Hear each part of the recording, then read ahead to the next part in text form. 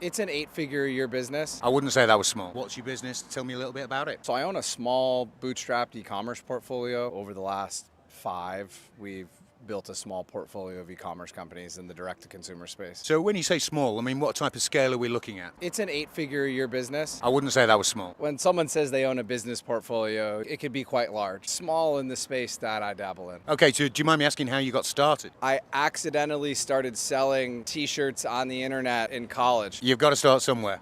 Exactly. What's been the worst piece of business advice you've ever been given? Raise money. Stay away from the VCs? Don't let a wolf into the hen house. Brilliant advice, okay. And building on that, if we were to look at your business career as a whole, what would be the single biggest fuck up in business that you've made? The single biggest fuck up in business, I think, is to trust a single attorney, hire a cheap attorney. You get what you pay for. Not all contracts are created equal.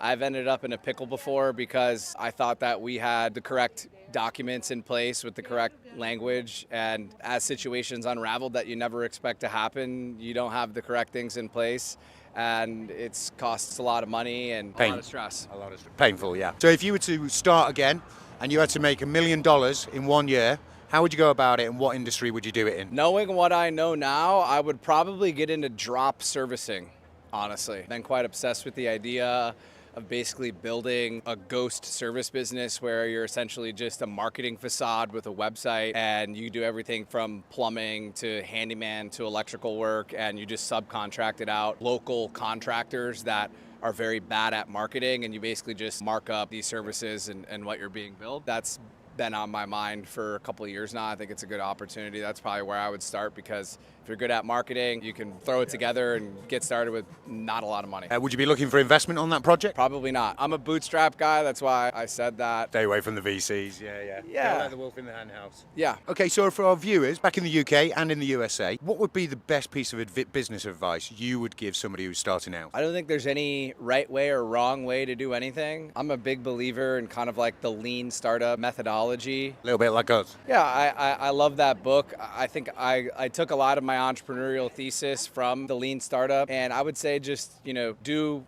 what you can where you are with what you have. And if that changes on a day-to-day basis or a month-to-month basis and new things come up and you see new or different opportunity, don't be afraid to pivot. We turned our marketing agency into an e-commerce portfolio literally just by seeing that there was an opportunity to do so. And so, yeah, I would say read The Lean Startup by Eric Ries. I believe that's who wrote that book, and one of my favorite books. And I would say, That's the Bible. Yeah, do what you can where you are with what you have, and just do that every day. You can't go too far wrong on that. Yeah.